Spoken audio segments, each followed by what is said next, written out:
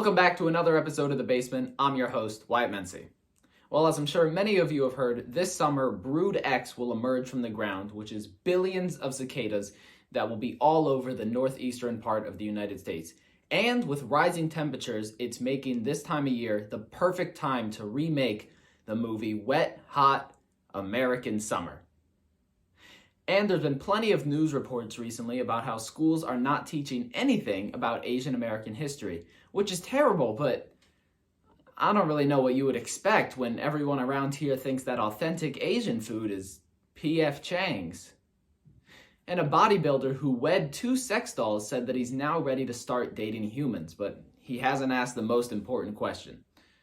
Are humans ready to start dating him? And a Canadian Parliament member was seen urinating on a Zoom call just weeks after another nudity incident. And his name is Will Amos. More like, will you please put on some pants? If The Basement had a laugh track, that joke wouldn't get one. Our movie review for this week was given to me by someone who claims to be a King Kong enthusiast, but they've only seen 1.5 King Kong movies, so I don't really know if I trust their judgment. Which is why I picked our movie review for this week to be the original King Kong, made in 1933. Now, I picked this movie to not only annoy the King Kong enthusiast, but also to prove that I'm better than them. Now, this movie was made in 1933, making it one of the oldest movies I've ever seen.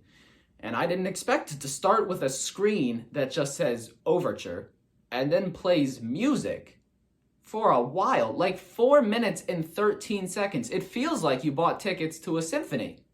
This is also obviously an older movie, and with older movies, it's in black and white, and you got a bunch of people that talk like this, and they accelerate their sentences as they're talking, and you can't talk like this without having blatant sexism. For the first half of the movie, any conversation between a man and the one woman that's on screen is just, hey, I don't like women on this boat, they get in the way. And the girl goes, oh, I'm sorry, I don't mean to be in the way, I hope I'm not. And they go, oh, well, you are in the way, but you can't help it, it's because you're a woman. It's terrible!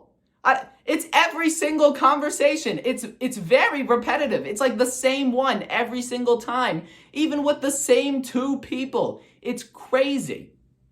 This is also the first movie I ever saw where the acting was like noticeably terrible. Like I was watching and I was like, I could do better than this. It was like they were inventing acting as they went along, which makes sense because the movie was made in 1933.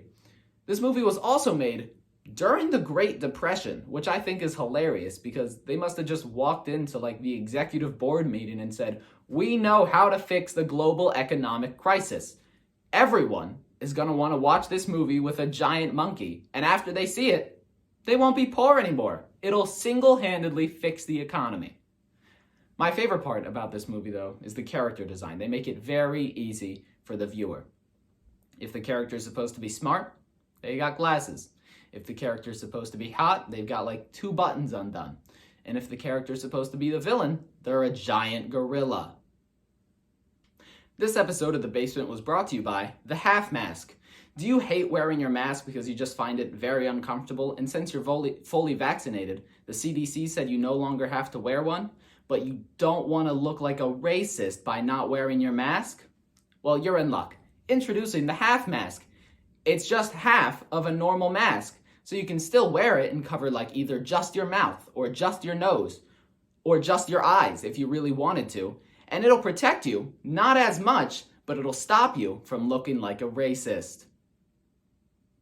Thanks for watching another episode of The Basement. I'm your host, Wyatt, and don't forget to let me know what movie you want me to review next down in the comments. I'll see you next time.